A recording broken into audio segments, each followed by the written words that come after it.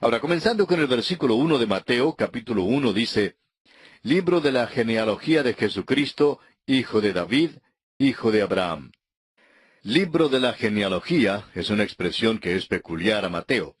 Es una expresión singular y no la encontraremos en ninguna otra parte del Nuevo Testamento. Si retrocedemos al Antiguo Testamento, comenzando por Malaquías y Zacarías, Ageo, y luego por el Pentateuco, por Deuteronomio, Números, Levítico, Éxodo y por Génesis, casi llegaremos a la conclusión de que no se encuentra en ninguna parte de la Biblia, exceptuando aquí en Mateo. Luego de repente llegaremos al capítulo 5 de Génesis, capítulo 1, donde se lee, Este es el libro de las generaciones de Adán. Es la misma expresión de Mateo. Pero vemos que hay dos libros, el libro de las generaciones de Adán y el libro de la generación de Jesucristo. Ahora, ¿cómo se entra a formar parte de la familia de Adán? Simplemente por nacer, por el nacimiento. Usted no lo ejecuta, en efecto, no tiene nada que ver con eso. Pero así es como entramos en la familia de Adán. Entramos solamente por el hecho de nacer. Pero notemos que en Adán todos mueren, así lo expresa el apóstol Pablo en su carta a los Romanos capítulo 5, versículo 12, donde dice, Por tanto, como el pecado entró en el mundo por un hombre, y por el pecado la muerte, así la muerte pasó a todos los hombres, por cuanto todos pecaron. El libro de Adán, pues, es un libro de muerte. Luego, hay el otro libro, el libro de la generación de Jesucristo. Ahora, ¿cómo entramos en esa familia, en esa genealogía? Entramos también por medio de un nacimiento, pero es por medio del nuevo nacimiento.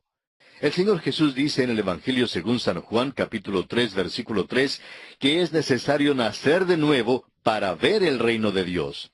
El nuevo nacimiento nos coloca en el libro de la vida del Cordero y somos inscritos allí al confiar en Cristo Jesús como nuestro Salvador personal. Es el apóstol Pablo, una vez más, quien en su primera carta a los Corintios, capítulo 15, versículo 22, nos dice, En Cristo todos serán vivificados. Todos estamos en el primer libro, el libro de la generación de Adán. Amigo oyente, esperamos que hoy, en este día, usted y yo, y todos, estemos también registrados en el libro de la vida del Cordero. Mateo dice que Jesucristo es hijo de David, hijo de Abraham. ¿No sabía Mateo que Abraham vino antes de David? Claro que lo sabía porque lo aclara en el resto de la genealogía. Entonces, ¿por qué lo puso así?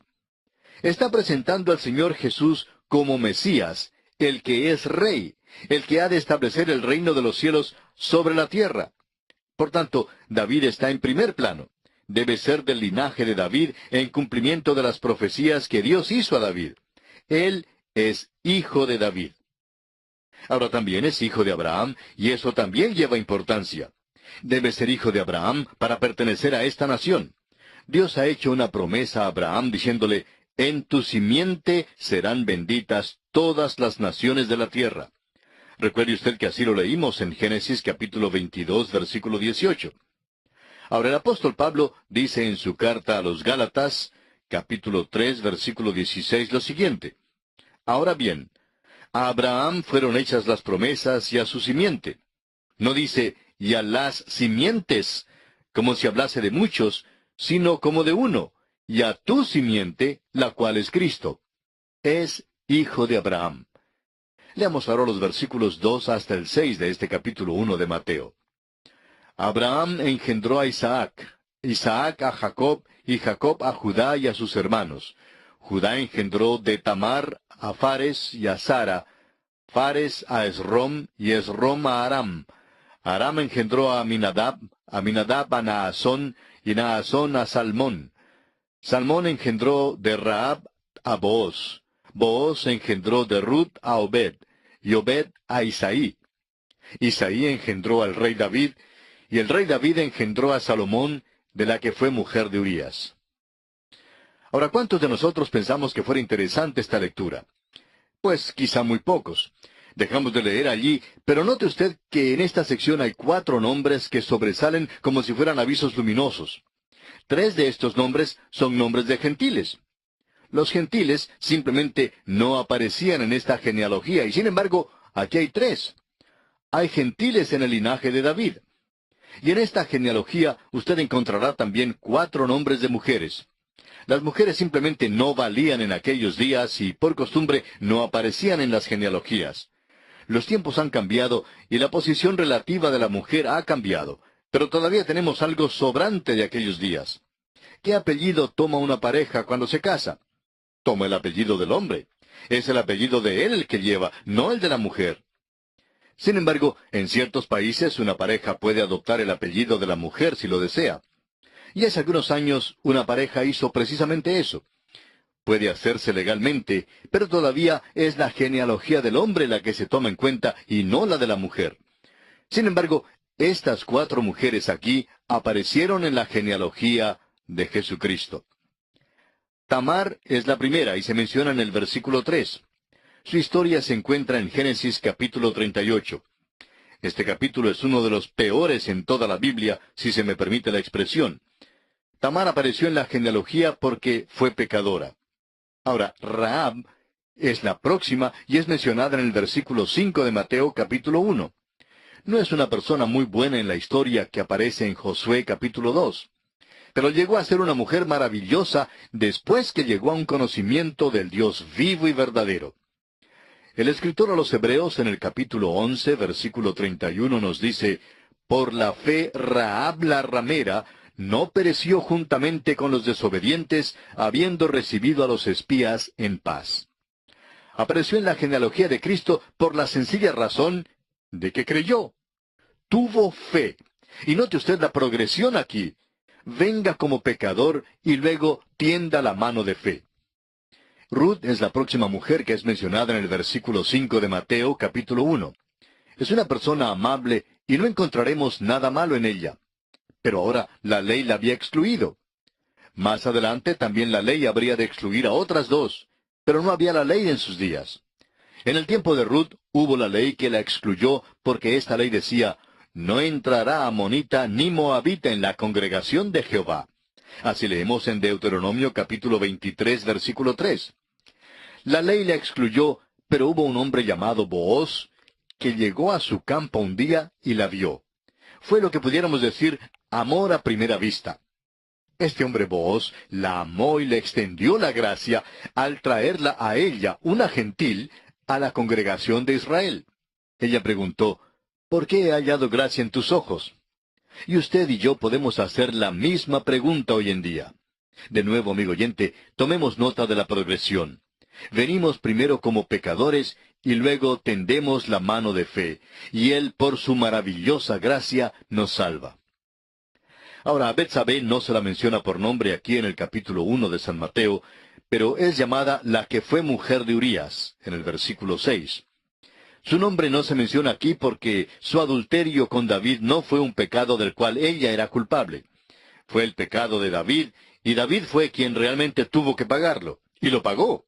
Ella apareció en la genealogía de Cristo porque Dios no abandona a ninguno de los suyos que cae en pecado.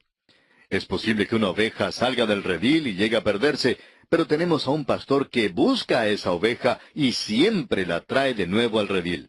Trajo de nuevo a David. De modo que aquí mismo en esta genealogía tenemos la historia de la salvación. Ahora bien, hay otras cosas interesantes en cuanto a esta genealogía. Si se compara esta genealogía con la que se encuentra en el libro primero de Crónicas, capítulo 3, notaremos que en el versículo 8 de Mateo, los nombres de Ocosías, Joás y Amasías se omiten. Esto demuestra que las genealogías se citan para darnos un vistazo de cierta línea de descendientes y que no es necesario que cada individuo sea nombrado en cada genealogía en la Biblia. Creemos que debemos recordar esto en las genealogías que aparecen en Génesis antes del diluvio. No son necesariamente genealogías completas, pero están allí para trazar ciertos linajes. Nosotros creemos que el hombre ha estado en esta tierra por muchísimos años más que la fecha que aparece en los márgenes de muchas ediciones de la Biblia. Recordemos que estas fechas son dadas por el historiador Ussher y no son parte íntegra de la Biblia misma. Continuamos hoy, amigo oyente, nuestro estudio en el primer capítulo del Evangelio según San Mateo. En nuestro programa anterior estábamos considerando la genealogía de Jesucristo, Y concluimos mencionando que si comparamos esta genealogía de Jesucristo con la que se encuentra en el libro primero de Crónicas, capítulo 3, notaremos que en el versículo 8 del Evangelio según San Mateo, los nombres de Ocosías, Joás y Amasías se omiten.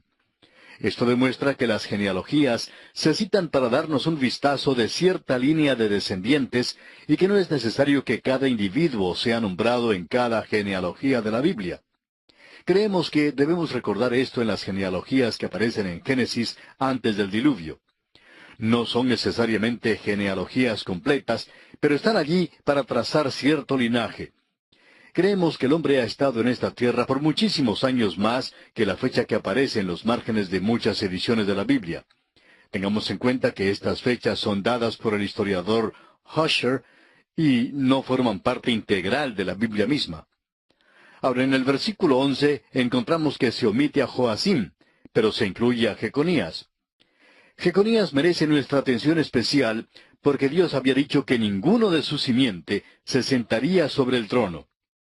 Vivo yo, dice Jehová, que Siconías, su nombre es Jeconías, pero Dios quitó el G de su nombre porque es el prefijo para Jehová, y este hombre era un rey malo. Vivo yo, dice Jehová, que Siconías, hijo de Joacim, rey de Judá, fuera anillo en mi mano derecha, aún de allí te arrancaría. Te entregaré en mano de los que buscan tu vida, y en mano de aquellos cuya vista temes. Sí, en mano de Nabucodonosor, rey de Babilonia, y en mano de los caldeos.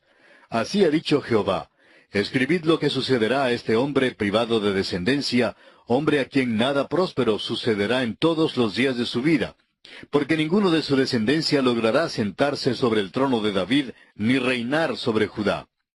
Así leemos en Jeremías capítulo 22, versículos 24, 25 y 30. Por causa del pecado de este hombre, ninguno de su linaje se sentó sobre el trono de David. Así es que José, aunque figure en este linaje, no debemos olvidar que no es el padre natural de Jesús. Este es uno de los datos más notables en las Sagradas Escrituras, y Mateo trata de presentarlo lo más claro posible. José dio a Jesús el título legal al trono de David, porque José fue marido de María, la que dio a luz a Jesús, y por tanto José pudo dar el título legal a Jesús. Jesucristo no es de la simiente de José, ni es de la simiente de Jeconías. Pero tanto José como María tenían que ser del linaje de David, y lo fueron, pero por dos líneas distintas a través de dos hijos distintos de David. Notaremos cuando lleguemos al Evangelio según San Lucas, que la línea de María viene de David por su hijo Natán. La línea de José viene por la línea real de su hijo Salomón. Por tanto, José y María, ambos tuvieron que ir a Belén para ser empadronados, porque ambos eran del linaje de David. Amigo oyente, usted puede notar cuán interesante, fascinador e importante es el estudio de estas genealogías y cuánto merecen nuestro estudio. Veamos ahora el versículo 16 de este capítulo 1 del Evangelio según San Mateo. Y Jacob engendró a José, marido de María, de la cual nació Jesús, llamado el Cristo. Es posible ver enseguida que hay aquí algo diferente en la genealogía. En el versículo 2 leemos, Abraham engendró a Isaac. Y luego continúa con muchos engendramientos. Pero aquí dice que Jacob engendró a José, marido de María, de la cual nació Jesús. Mateo explica con toda claridad que José es el marido de María, pero no es el padre de Jesús, el cual se llama Cristo. Mateo presenta la genealogía en tres agrupaciones para darnos una vista panorámica que incluye toda la historia del Antiguo Testamento. Una época se extiende desde Abraham hasta David, luego desde David hasta el cautiverio babilónico, y finalmente desde el cautiverio en Babilonia hasta el nacimiento de Jesucristo. Consideremos ahora el nacimiento virginal de Cristo. Ahora que Mateo ha mostrado que José no es el padre de Jesús, nos dará una explicación. Ya en el Antiguo Testamento un nacimiento sobrenatural ha sido profetizado o predicho por Dios. El profeta Jeremías en el capítulo 31 de su libro, versículo 22, habló a la nación de Israel diciendo, ¿Hasta cuándo andarás errante, oh hija contumaz? Porque Jehová creará una cosa nueva sobre la tierra, la mujer rodeará al varón. Así no se hacen las cosas, amigo oyente. la mujer rodeará al varón. Esto no es, pues, un nacimiento natural, sino sobrenatural. Esta es la nueva cosa que Dios ha hecho. Y ahora en este Evangelio de Mateo, capítulo 1, leamos el versículo 18.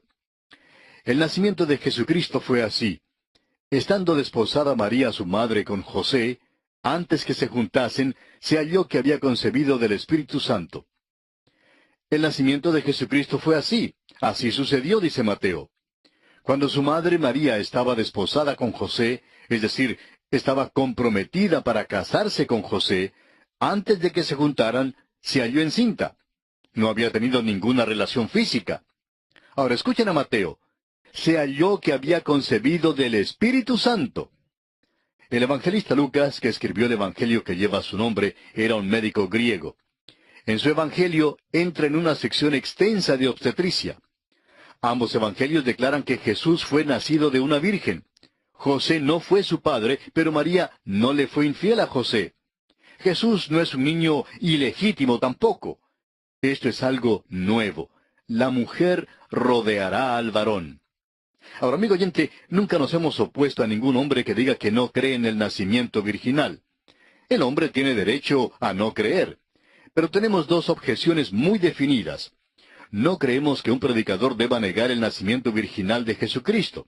Si lo niega, entonces debe salir a vender pólizas de seguro y tratar los nacimientos de una manera diferente.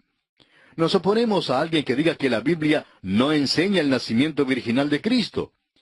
Quisiéramos sugerir que los teólogos liberales, o sea, los que se apartan de las enseñanzas bíblicas, debieran regresar a la escuela y aprender algo de esta educación del sexo y enterarse de que Jesucristo sí nació de una virgen. La historia está aquí. Uno bien puede rechazar la historia y rehusar creerla. Pero es una triste ignorancia y una negación obstinada decir que la Biblia no enseña el nacimiento virginal de Jesucristo. Amigo oyente, no caiga usted en la trampa del racionalismo.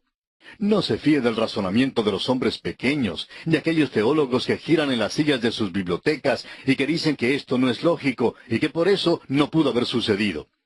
Muchas veces los hombres han dicho que ciertas cosas no pueden suceder, y sin embargo ocurren. Dios es el creador de las leyes naturales. Él puede emplear esas leyes naturales o bien puede ponerlas a un lado para lograr sus fines. La historia bíblica expresa con toda claridad que Jesucristo nació de una virgen por medio del Espíritu Santo. Volviendo al capítulo 1 de Mateo, leamos el versículo 19 ahora. José su marido, como era justo y no quería infamarla, quiso dejarla secretamente. La ley mosaica era muy específica en este punto. Decía que una mujer que fuese culpable de ser infiel debía ser apedreada a muerte. Pero este hombre José era un hombre extraordinario. Dios no se equivocó al escogerlo. Muchos hombres, en una ira fogosa, quizá la habrían apedreado a muerte bajo tales circunstancias. Otros habrían querido justificarse haciendo de ella un ejemplo público al descubrirla. Pero José no era ese tipo de hombre. Era una persona benigna que amaba a María. No quiso pues avergonzarla de ninguna manera. Sin embargo, aunque no podía explicarse cómo tal cosa era posible, sentía que ella le había sido infiel. Ahora bien, no podemos olvidarnos que María también es una persona extraordinaria. Ella fue la que Dios escogió para ser la madre de nuestro Señor, y Dios nunca se equivoca en su selección. Escogió la mejor mujer posible. Note usted que esto pudiera haber llegado a ser una situación realmente trágica. Pero continuemos leyendo, ahora en los versículos 20 y 21 de este capítulo 1 de Mateo. Y pensando él en esto, he aquí un ángel del Señor le apareció en sueños y le dijo, José, hijo de David, no temas recibir a María tu mujer, porque lo que en ella es engendrado del Espíritu Santo es. Y dará a luz un hijo, y llamará su nombre Jesús, porque él salvará a su pueblo de sus pecados. La palabra Jesús significa Salvador o Redentor. Tendrá el nombre Jesús porque Él salvará a su pueblo de sus pecados. Ahora note usted en el versículo 22, donde Mateo, quien escribe a la nación de Israel, señala que todo esto fue hecho para que se cumpliera lo que el Señor había hablado. Mateo exhorta a la nación de Israel a que comprenda que este que ha venido es y debe ser el cumplimiento de las profecías del Antiguo Testamento. Se ha dicho que hay más de 300 profecías con respecto a la primera venida de Cristo que han sido literalmente cumplidas. Ahora no sabemos cuántas hay en Mateo, pero sabemos que Mateo citó más del Antiguo Testamento que todos los otros 3 escritores de los Evangelios juntos. Parece que registra acontecimientos y los verifica como cumplimiento de profecías del Antiguo Testamento. No trata de dar solo una vida de Cristo, sino que muestra que Él es el cumplimiento de las profecías del Antiguo Testamento con respecto a Él, el Mesías prometido. Ahora declara la profecía que fue dada acerca del Señor Jesús por el profeta. Leamos el versículo 23 de este capítulo 1 de Mateo. He aquí, una virgen concebirá y dará a luz un hijo, y llamará su nombre Emmanuel, que traducido es Dios con nosotros. Mateo cita el versículo 14 del capítulo 7 de Isaías. Por tanto, el Señor mismo os dará señal. He aquí que la virgen concebirá y dará a luz un hijo, y llamará su nombre Emmanuel. Vamos a mirar algo que es muy importante. La palabra usada en el hebreo es alma. Gesemio es un erudito destacado que ha compilado un léxico hebreo muy completo. Podemos testificar que también es algo agotador hojearlo. Gesemio admitió que la traducción usual de la palabra alma es virgen, pero dijo que también se podía traducir como joven mujer. Lo dijo al parecer porque rechazaba lo milagroso. Sin embargo, vemos que la Comisión de los 70, al traducir el Antiguo Testamento del hebreo al griego, concordaron en que en este caso no había duda que la traducción correcta era virgen. Tampoco hay duda de que Mateo, al citar esta profecía, la traduce como virgen. Volviendo a Isaías capítulo 7, vamos a estudiar el incidente mencionado allí. Esto ocurrió durante el tiempo cuando Acaz se sentaba sobre el trono. Él era uno de aquellos que andaban lejos de Dios y a quien clasificaríamos como un rey malo. Dios envió a Isaías para llevarle un mensaje, pero Acaz no quiso escucharlo. Por tanto leemos, habló también Jehová a Acaz diciendo, pide para ti señal de Jehová tu Dios, demandándola ya sea de abajo en lo profundo o de arriba en lo alto. Que respondió Acaz, no pediré y no tentaré a Jehová. Así leemos en Isaías capítulo 7 versículos 10 al 12. Amigo oyente, permítanos afirmar que esto que él dijo fue una hipocresía en la que trató de aparentar ser piadoso. Dios había pedido a Isaías que se encontrara con Acaz en el camino para entregarle el mensaje de que Dios le daría a Acaz la victoria. Sin embargo, Acaz no le creyó a Dios y por tanto, para estimular su fe, Isaías le dice que Dios quiere darle una señal. En su manera pseudo piadosa, Acaz dice, yo no pediré señal de Jehová. Isaías le contesta entonces que Dios le dará señal, quiera o no lo quiera. La señal no es solamente para ti, sino para toda la casa de David, le dice Isaías. Ahora, aquí está la señal. He aquí una virgen concebirá y dará a luz un hijo, y llamarás su nombre Emmanuel. Es obvio que si esta es solo una mujer joven cualquiera, no le sería señal a Acaz, ni a la casa de David, ni a cualquier otro. Pero si es una virgen que concibe y da a luz un hijo, eso sí, amigo oyente, es una señal sobrenatural, y eso es exactamente lo que quiere decir aquí en Mateo 1:23. Cuando la palabra alma fue usada en el Antiguo Testamento, siempre fue traducida como virgen. Rebeca fue llamada una alma antes de casarse con Isaac. Un muy buen cristiano hebreo, que también es un buen erudito hebreo, dijo, mírelo así. Supóngase que usted va a visitar un amigo suyo que tiene 3 hijas, y 2 de ellas son casadas y una todavía es soltera. Usted no lo sabe y le pregunta, ¿son las 3 sus hijas? Él le dice, estas 2 son las hijas casadas, y esta joven es la tercera hija. Ahora, cuando él le dice, esta joven, ¿piensa usted que él querría decir que era una prostituta? Si usted llegara a implicar que ella era cualquier cosa excepto una virgen, sin duda le daría un puñetazo. Permítanos decirle, amigo oyente, que no nos gustaría ser uno de aquellos que niegan el nacimiento virginal de Jesucristo cuando lleguemos a la presencia del Hijo de Dios. Tememos que vayan a desear de alguna manera poder retractarse de las cosas que han dicho para difamarlo. El hecho de que la palabra alma significa virgen está comprobado por la versión de los 70 del Antiguo Testamento. Durante el período entre ambos testamentos, 72 eruditos hebreos, 6 de cada una de las 12 tribus, trabajaron en Alejandría, en Egipto, traduciendo el Antiguo Testamento en hebreo al lenguaje griego. Cuando llegaron a esta señal en Isaías, aquellos 72 hombres comprendieron que su significado único era virgen. Así es que tradujeron alma a la palabra griega partenos. Y esta es la misma palabra que Mateo emplea en su Evangelio. Amigo oyente, partenos no puede traducirse como la joven. Su único significado es virgen. Es claro que la palabra de Dios está diciendo precisamente la realidad de las cosas. Leamos ahora los versículos 24 y 25 del primer capítulo del Evangelio según San Mateo. Y despertando José del sueño, hizo como el ángel del Señor le había mandado, y recibió a su mujer, pero no la conoció hasta que dio a luz a su hijo primogénito, y le puso por nombre Jesús. Amigo oyente, parece que aquí hay un problema. ¿Puede usted decir dónde es que a Jesús se le llama alguna vez Emmanuel? Claro que no. Se llama Jesús porque ese es su nombre. Le fue puesto este nombre porque salvaría a su pueblo de sus pecados. Cristo, a propósito, es su título, que significa Mesías. Pero Jesús es su nombre. Pero dice aquí que será llamado Emmanuel, que traducido es Dios con nosotros.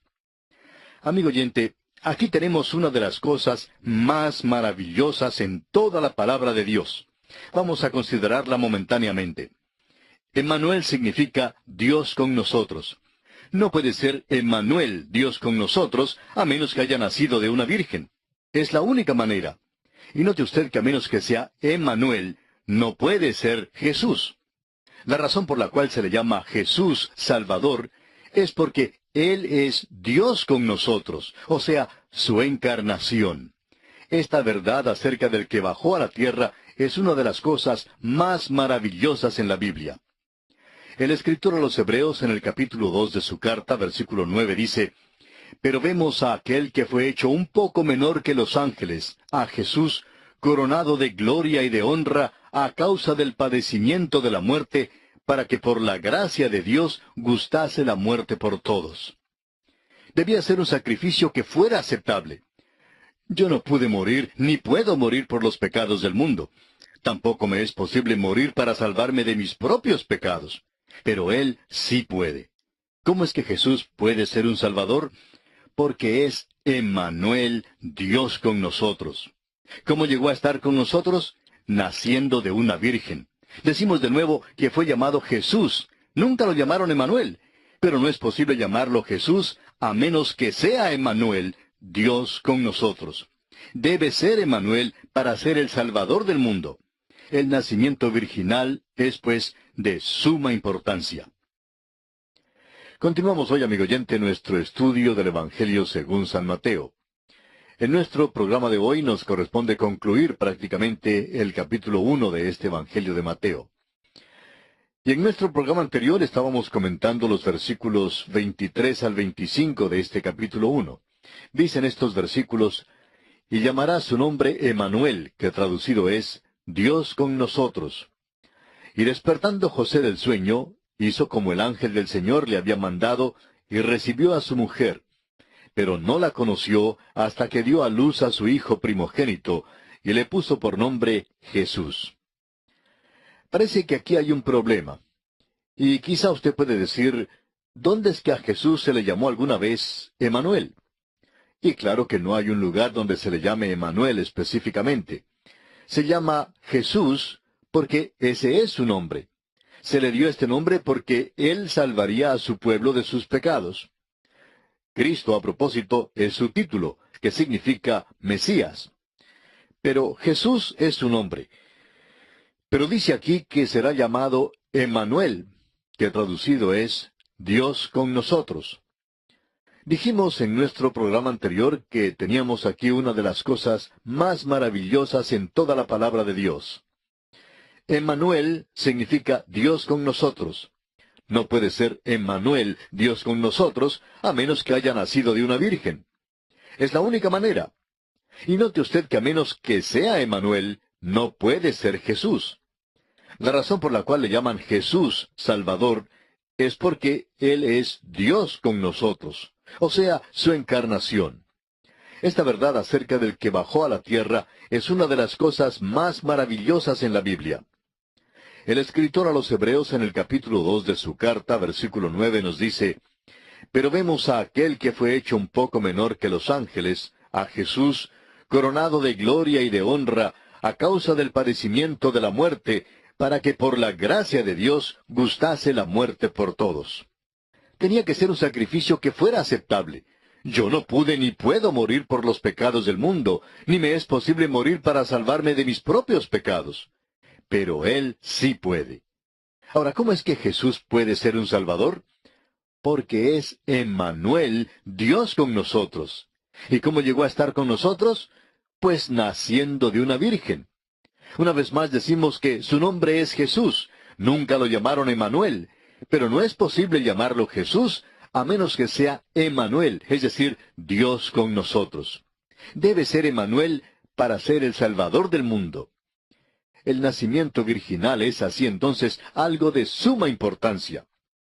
Ahora, ¿es posible que una persona sea un cristiano y niegue el nacimiento virginal? Escúchenos con cuidado, amigo oyente. Creemos que es posible aceptar a Cristo como Salvador sin saber mucho acerca de Él. Es posible hasta ignorar que esta historia se encuentra en la Biblia. Pero después que alguien llega a ser hijo de Dios, no negará el nacimiento virginal del Señor Jesús. No necesita saberlo para ser salvo, pero no puede negar el nacimiento virginal de Jesucristo después de llegar a ser hijo de Dios. ¿Le parece que somos dogmáticos, amigo oyente? Bueno, esperamos que así le parezca. Esto es supremamente importante, porque deseamos tener un Salvador que pueda llegar hasta nuestro corazón y salvarnos del pecado. Si Él es simplemente otro hombre como yo, entonces no le será posible ayudarme mucho. Pero si Él es Emmanuel, Dios con nosotros, nacido de una virgen, entonces sí puede ser mi Salvador. Amigo oyente, ¿es Cristo su Salvador hoy en día? Él tomó de esta manera sobre sí mismo nuestra humanidad para gustar la muerte por todos nosotros. Llevó así nuestro castigo. Tuvo una muerte redentora por usted y por mí en la cruz del Calvario. Y en esta forma concluimos nuestra consideración del capítulo 1 del Evangelio según San Mateo.